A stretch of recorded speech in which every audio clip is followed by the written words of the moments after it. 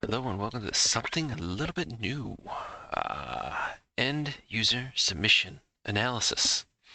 So Brad, or otherwise known as the DSX Tech, shot me an email with apparently a message he ended up getting after responding to a request for help on Reddit underneath r/tech support.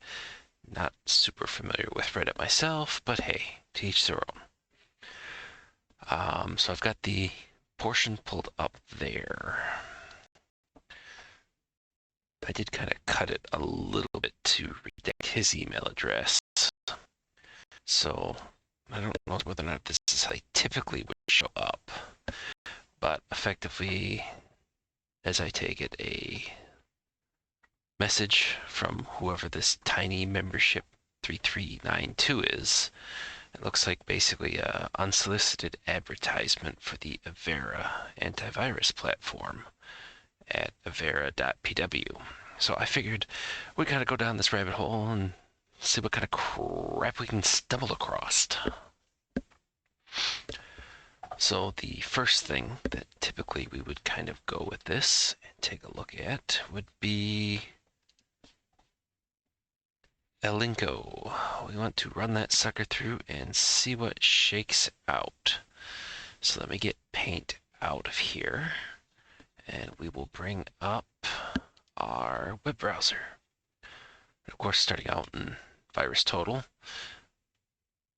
Now, granted, this is creation date for this thing was 9 days ago, and looks like the results were updated 8 days ago.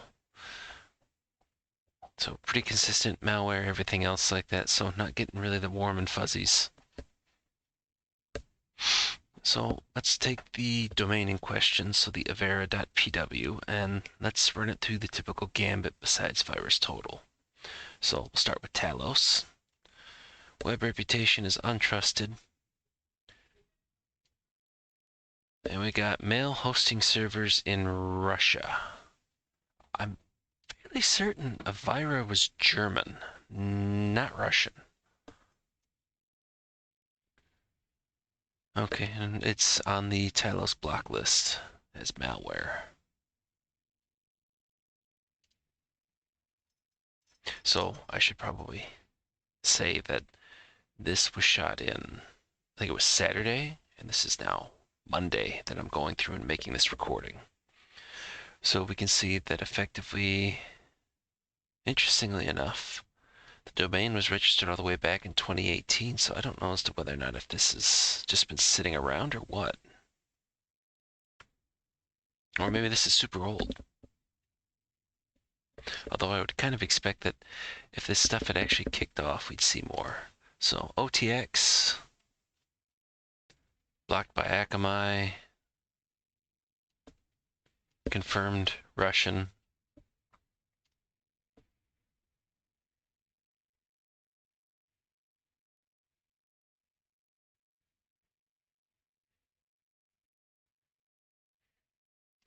Yeah, so it looks like the real one would be Avira.com. IBM Threat Force does not have anything there, but again, we've got indicators. Oh, interesting enough, according to IBM X-Force, this thing was registered Jan 29th, 2022.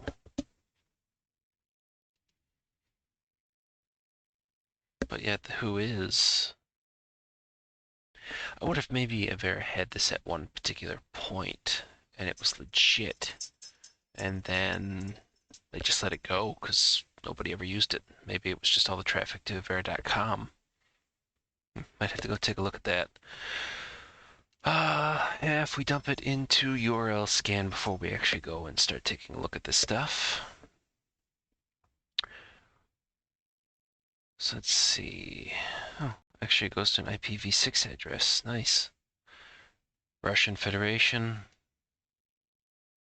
It's been scanned a few other times, but it doesn't actually have a verdict. And if we click the page and actually click the link, again, don't try this at home. It looks convincing enough.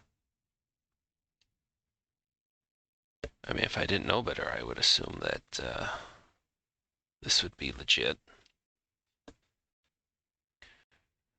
And it looks like if we do the download for free, we get an Avira_en.iso. So we'll pause in the analysis to go with this.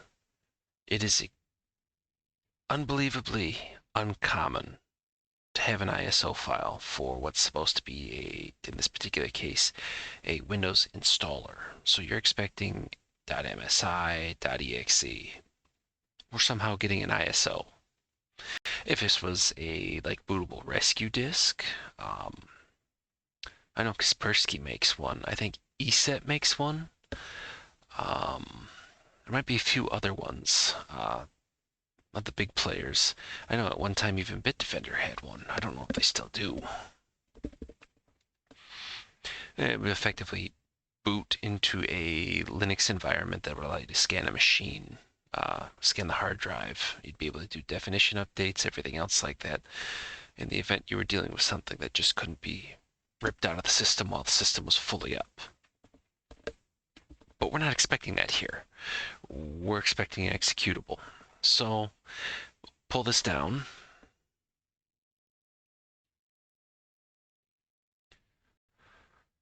Okay, what do we have here? 120 meg ISO.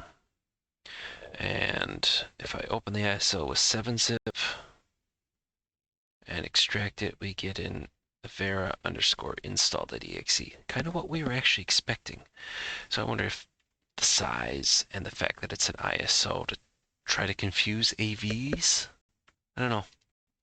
But thankfully, I think it's 650 megs for virus total is the maximum you can allow, so we're well within our portion, and we get a bunch of weird hits. Of course, now, the thing I love is the fact that the real Avira picks this up.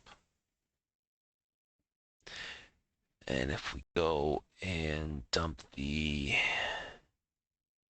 Avira_install in, 29 out of 65.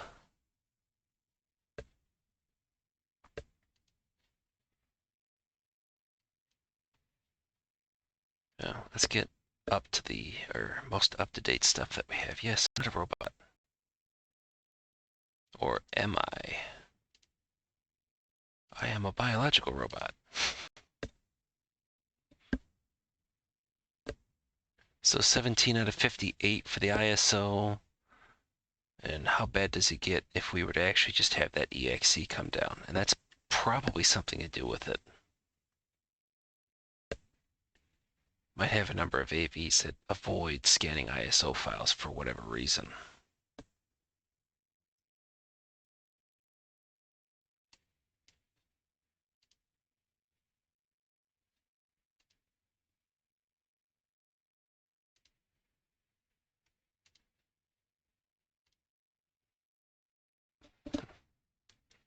Taking a little bit. Of course, I just say something and. Okay. 30 out of 65. Let's see, who's our big players on here? Bitdefender, ESET, Fortinet, Kaspersky. As much as I hate to say it, McAfee, Microsoft. Well, even Microsoft picks something up. Now you know that there's something. It's not bad there. So I had interest to go through and let's see if we can't dump the. Please choose a file less than 15 or 16 megs. I guess the other aspect of what we could do too.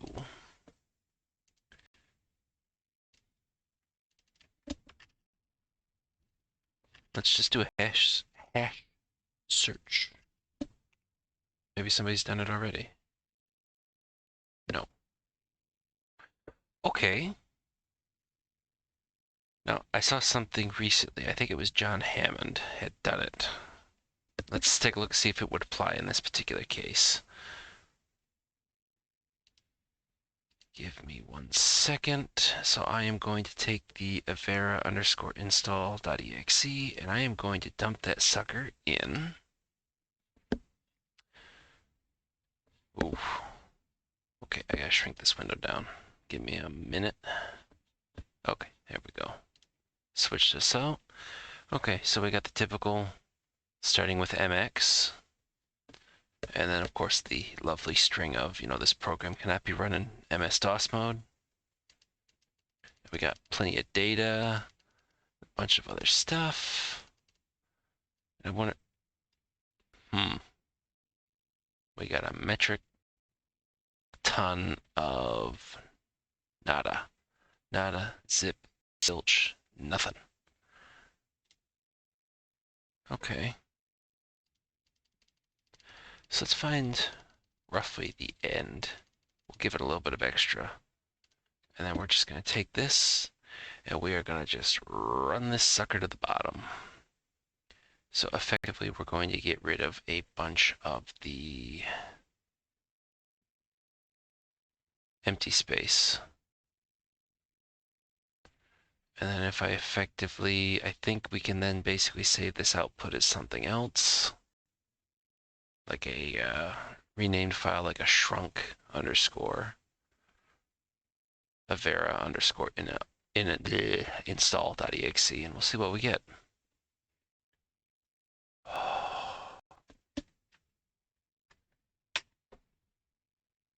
Operation changes the file size. You want to proceed? Yes, please. So we still have more we could effectively try to rip out of this, but I'd like to leave just a little bit just to see what we end up with. So if I go save as, and we're going to tell this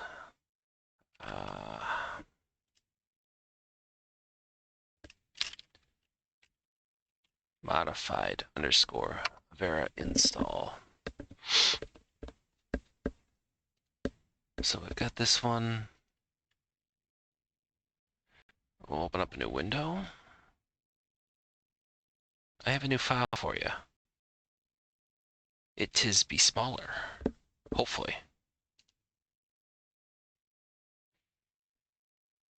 And we obviously have, right, a new hash? Yes, because we ripped out all the extra stuff. So with it tad bit ripped down, what do we have?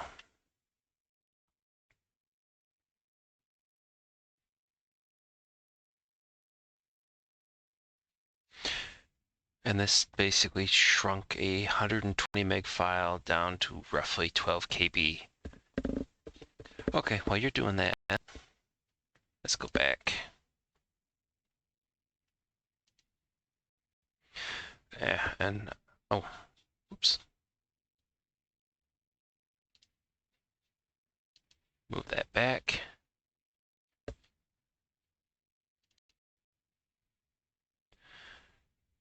And I lost access to the full-fledged any.run stuff. So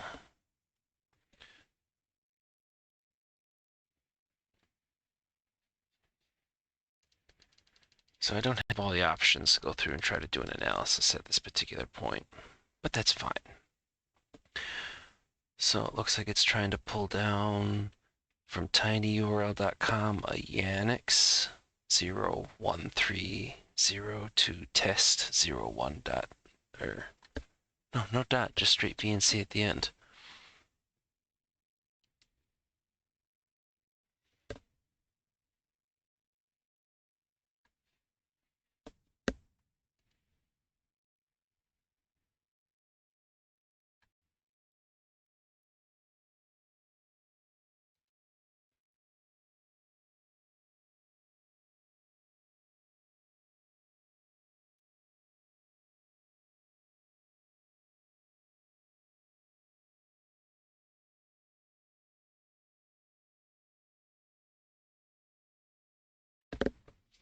So basically, to rope in the why we would sit there and take a look at the who is information.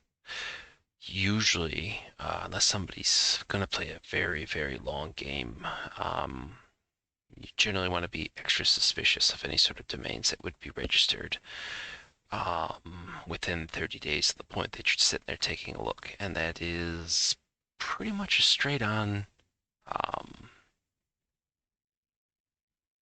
example of like what we're dealing with here. Most of everything says that, it was registered January 29th, and today, as I'm recording this, it's February 7th. So there's a problem here. What do we got? Money Manager X Portable has stopped working. So the question is, what's going on?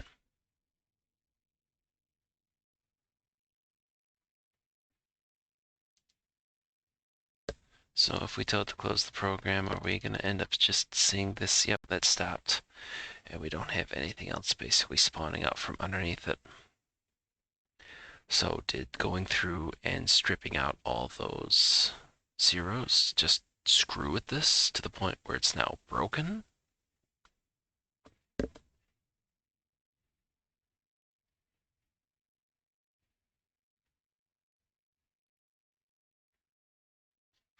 But so 25 out of 68.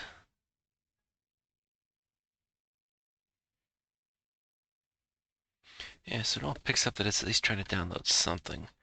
So if we kill this,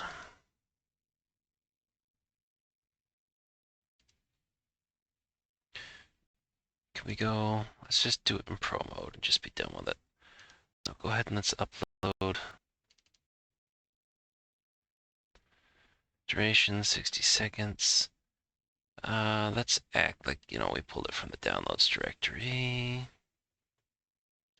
Let's route it over Tor just to see. And of course, obviously, I don't have, yeah.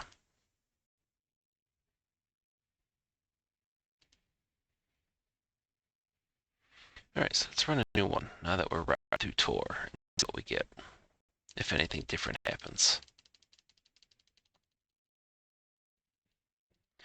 And we'll go ahead and max this out. We get the same exact portion where it tries to hit that tiny URL.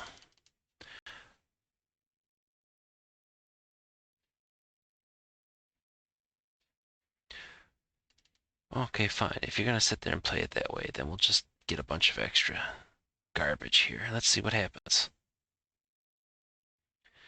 Let's fire up Firefox, and let's actually go and take a look at this tiny URL and see what shakes out. Can we pull something down?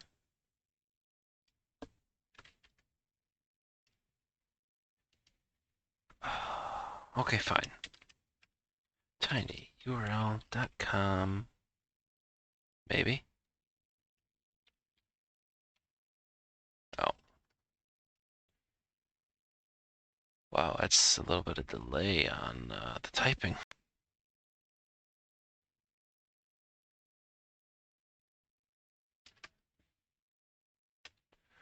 All right, so YANIX01302 test 01 BNC.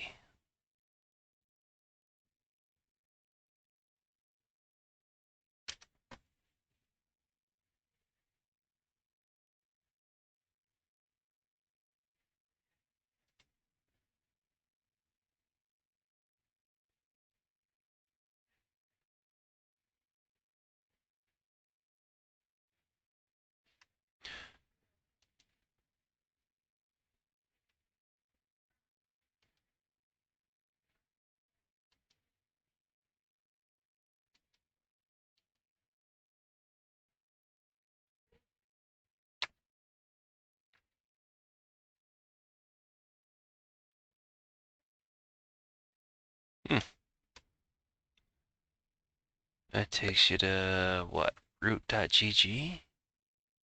And it tries to get you to download a PNG, but that doesn't look like encoding I've ever seen for a PNG.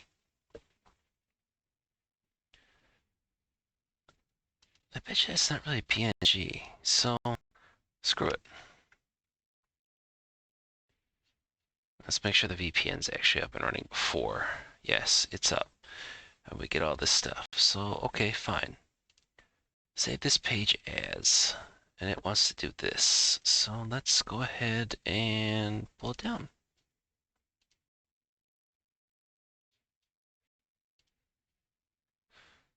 Well, that still picks up. Okay. Let's get a new AT window and submit this supposed PNG file and see what shakes out from there.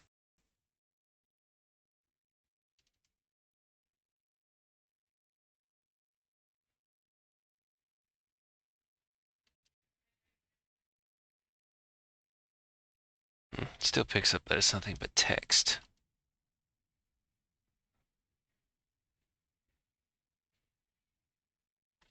Hmm.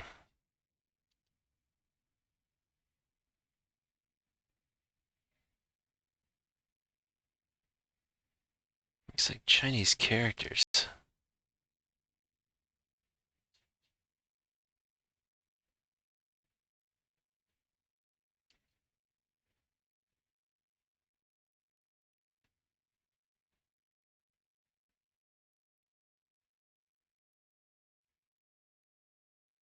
Yeah, trust me, if that's giving you a headache, just looking at that portion is giving me a headache.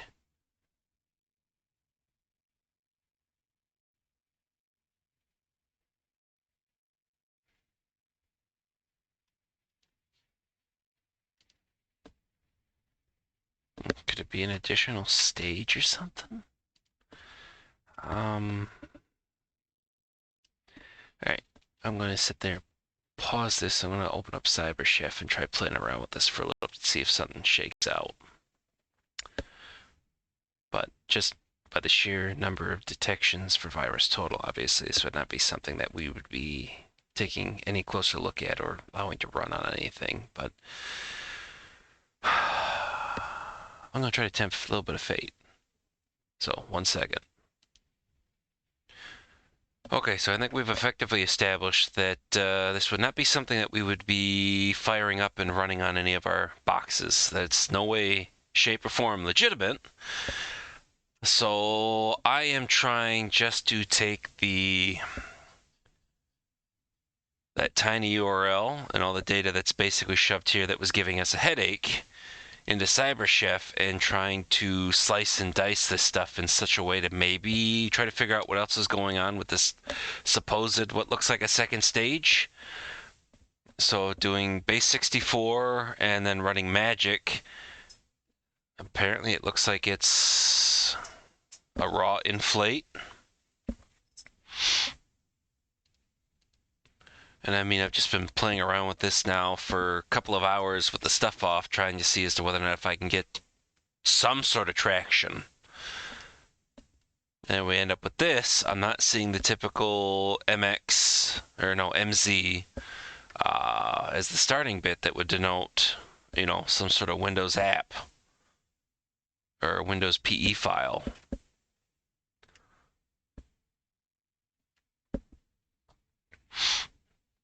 But, I mean, this looks a lot better than what looks like base 64 with a bunch of Chinese encoding shoved into it. So, just wonder.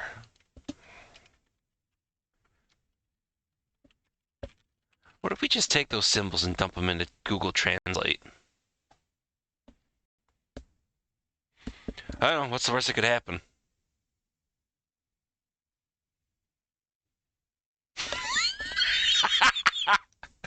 Thank you. Oh, cripe. So I did talk to Brad after I got started with all this stuff, and he did tell me that he tried to reach out to, what was the name? That tiny membership 3392 person. And, I mean, to nobody's shock and amazement, no sort of reply. Just to see as to whether or not maybe we could pivot into a conversation. So we've got all this.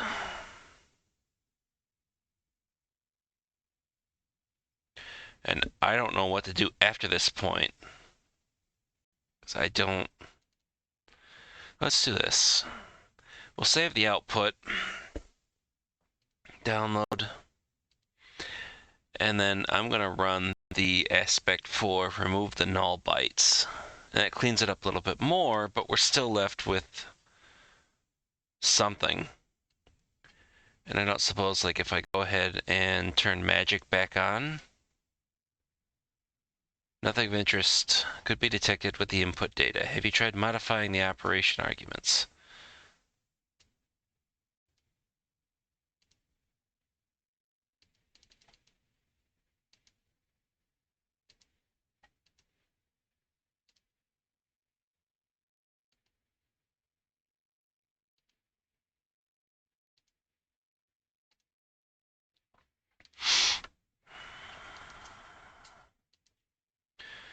So I'm assuming there's got to be something, but let's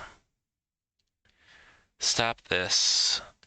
We'll save the output as something else. This one will be null underscore removed download.dat. So we will have two files. So if you'll grant me a moment, I'll get these situated into my excluded zone on the local system. And we'll see as to whether or not what we can actually make happen with any of this, if anything.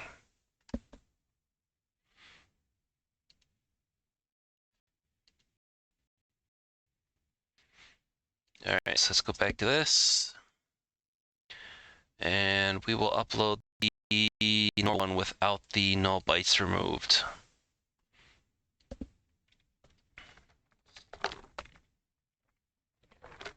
I feel like effectively I'm just spinning my wheels right now.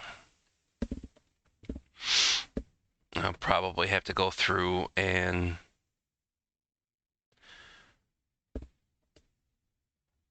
actually hybrid analysis I haven't taken a look at yet. See about trying to dump that in there to see what happens, if it'll shake something out.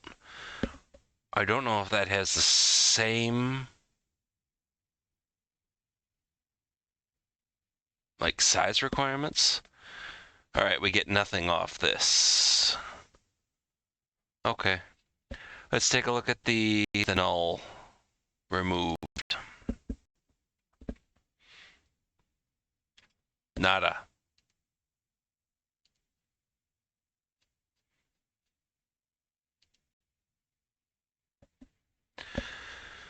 Okay, well, let's try hybrid analysis. So hang on one second. Okay, so apparently hybrid analysis does have a 100 meg file upload limit. And obviously this thing, before we chopped off all those extra zeros off the end, was what, 120 megs? So obviously just big enough that the normal sandboxes are not going to be able to sit there and handle it. They're going to choke on it. Yeah, 120 megs. So I have taken ours and we got it running through a Windows 7 64-bit process, routed through Tor, and we will see what shakes out the other side. I'm hoping for something positive. Maybe a better understanding as to what happens after this. I mean, we got the first stage. It looks like it tries to reach out to this garbage again. But then it's after that particular point that we're kind of left wondering, what now?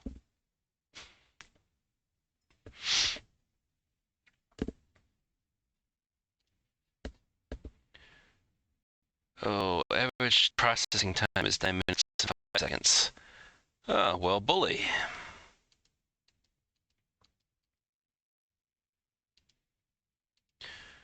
I was really kind of hoping that I could sit there and try to like reread some of the code that's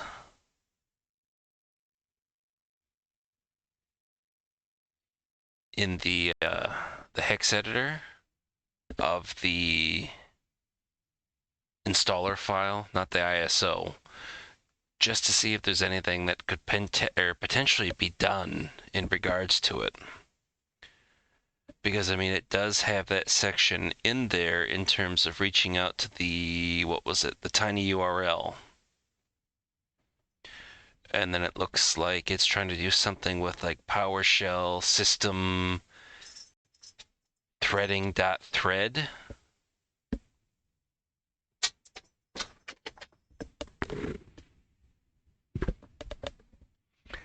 Little butt being, oh, a puppy. Oh.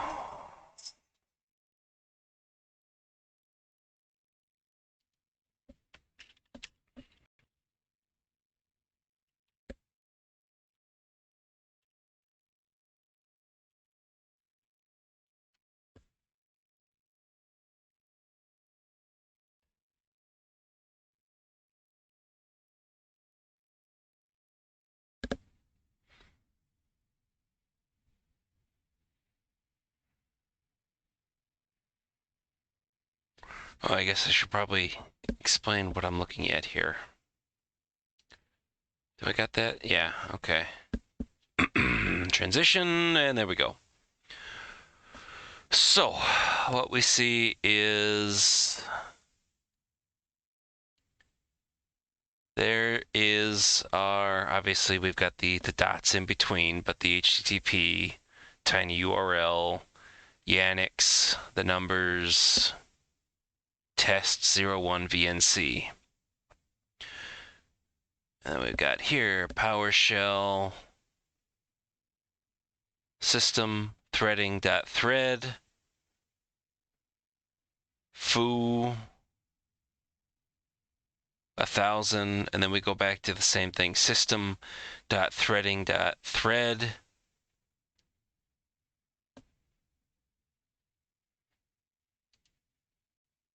Nope, still waiting. Try to get some sort of better understanding as to what this thing's actually trying to do with this stuff.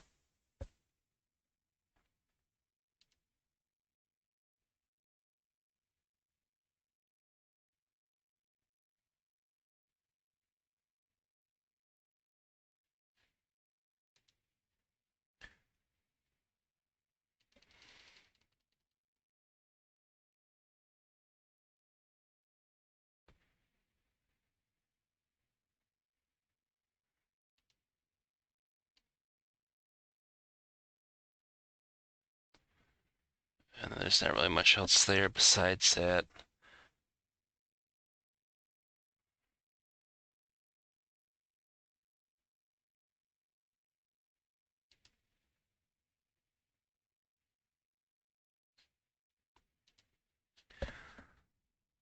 Oh, that's not what I wanted.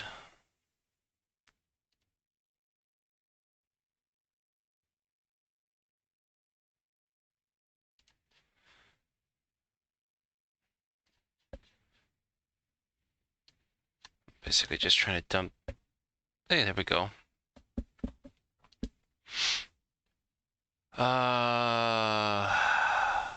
Notepad++, you can record macros. So go right one, delete. Stop recording.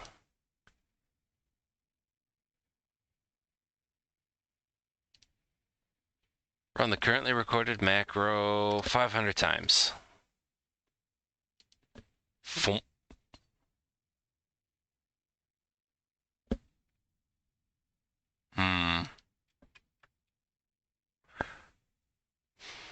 I did not work the way I was expecting.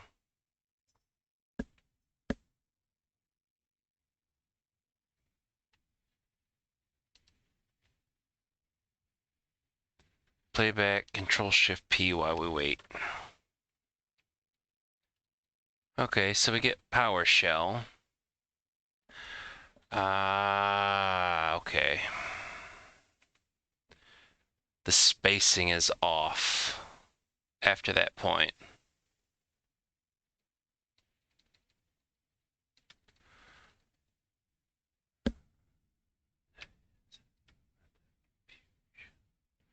That seemed to have done it now.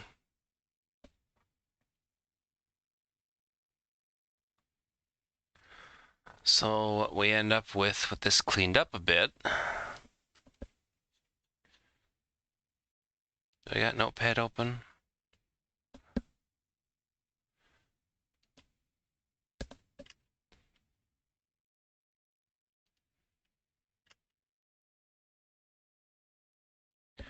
Yes, okay. So let's change this to show El Notepad. So I can share with you what we are looking at.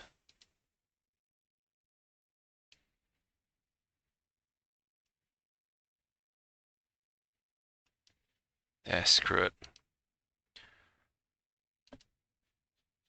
Okay, there we go. So it looks like that's showing up. Yes. So I'm trying to record this stuff here. So we get PowerShell system.threading.thread foo for 10,000. It just seems like it kind of does that sleep, and then we end up with some weird stuff. Windows forms app 93.properties.resources. I don't know. Basically, just kind of grasping at straws at the moment.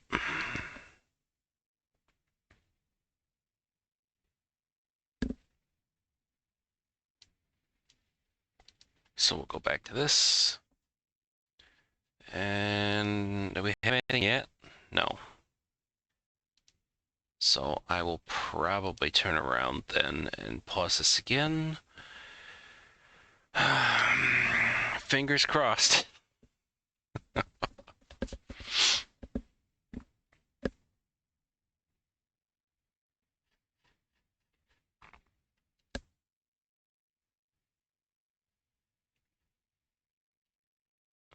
I don't suppose we've got anything else that's shown up in regards to.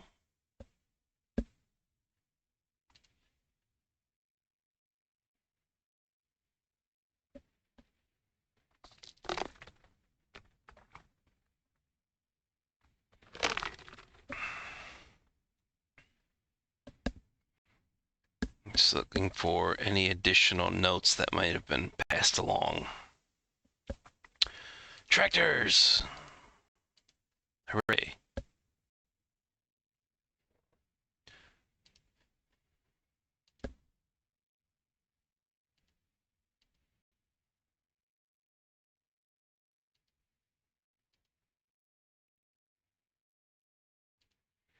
Oh, just the typical things in terms of votes saying that it's bad.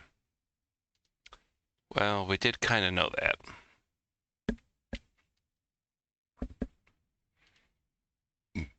Excuse me. Nope, still going.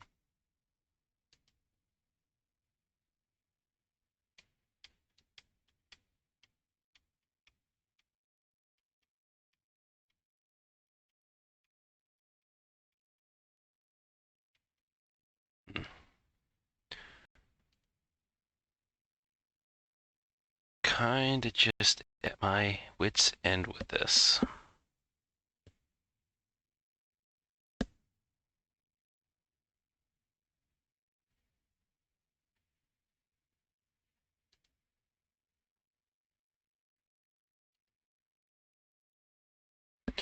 No, no votes or anything else like that.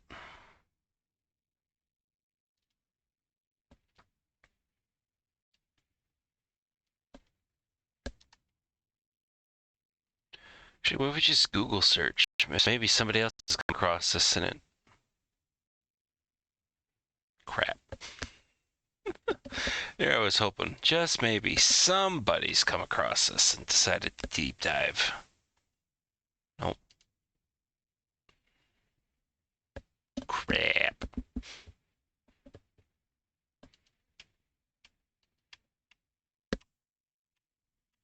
To any URL, we got the click.root.gg, which is where we end up pulling the rest of that stuff through.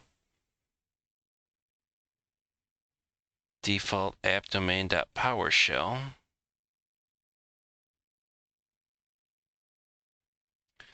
So, okay, we do have something that actually kicks off with PowerShell.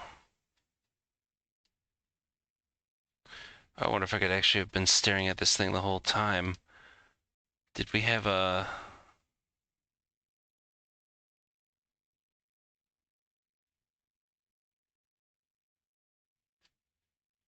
Not a whole lot there. But there is an option for a full report.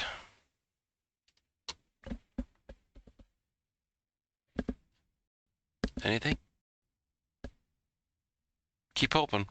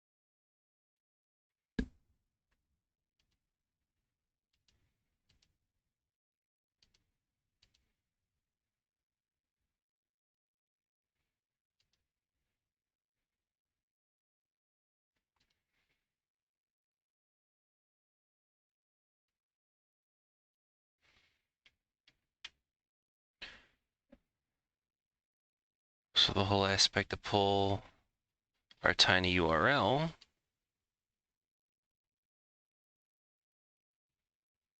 get a bunch of stuff from Microsoft, and then after that, nothing that's worth anything? Not apparently.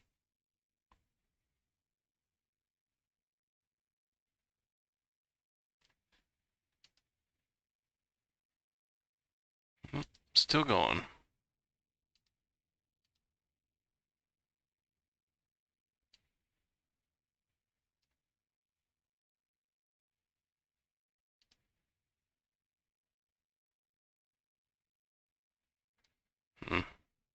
No real process tree there.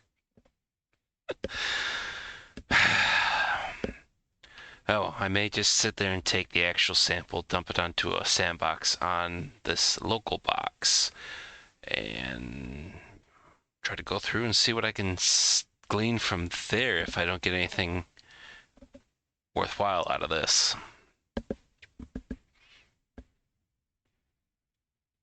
I don't know as to whether or not if it's expecting something more than what the any.run VM was able to give it.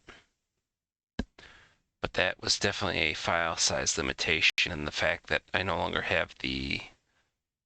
Ooh. Malicious. Okay, well, I mean, we kind of figured that already with the the hits that we had on both the ISO and the actual file itself, the executable. But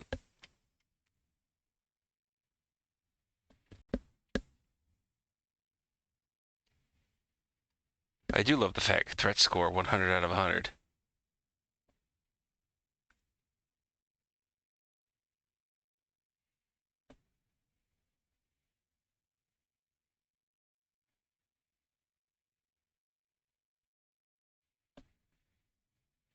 But we have no screenshots. Again, all we have is the modified installer.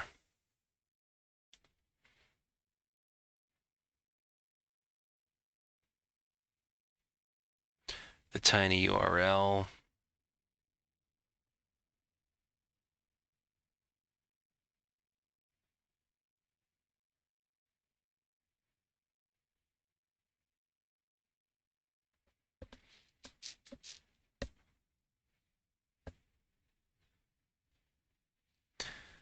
We get a temp file extracted, informative. That was... Process crash was detected during the runtime analysis. Well, crap. Okay, well, I guess I'm going to be standing up my sandbox, my personal one, and we'll see as to what we can shake out of this. But so we don't end up not really knowing exactly what this drops, but every indication that it's malicious. So I will probably cut this here and then basically spend the time to just kind of kick this thing around in the sandbox that I control 100%. We'll see what shakes out from there. If I manage to sit there and figure out how to get this thing to actually work properly, maybe I'll post a second one detailing exactly what I did, and then the results. Of course, I can always amend the video description too, with links to like the extracted file hashes, everything else like that.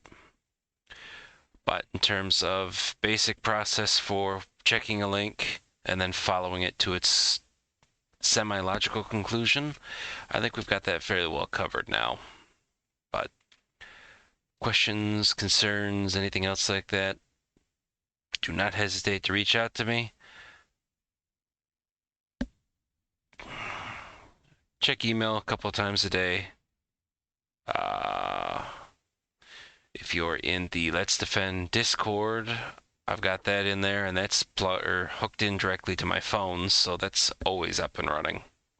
So, or Twitter, but that's also attached to the smartphone. So, but any number of ways to try. Or if you got any ideas in regards to this, something I might have missed or something else I can try, all ears. But I'll continue to sit there and grind on this stuff and see what we can figure out. Assuming somebody doesn't hit me up with the answer. But so there we go. So I'll either see everybody in a part 2, or it'll be into this, and then I'll wait for somebody else to come up with a submission and make it in. Because I have to imagine we probably have to figure out some way to be able to actually send either links to the stuff or actual copies of the file. But okay, well, with all that, I'll see everybody in the next video. As to whether or not it's a follow-up or not, time will tell.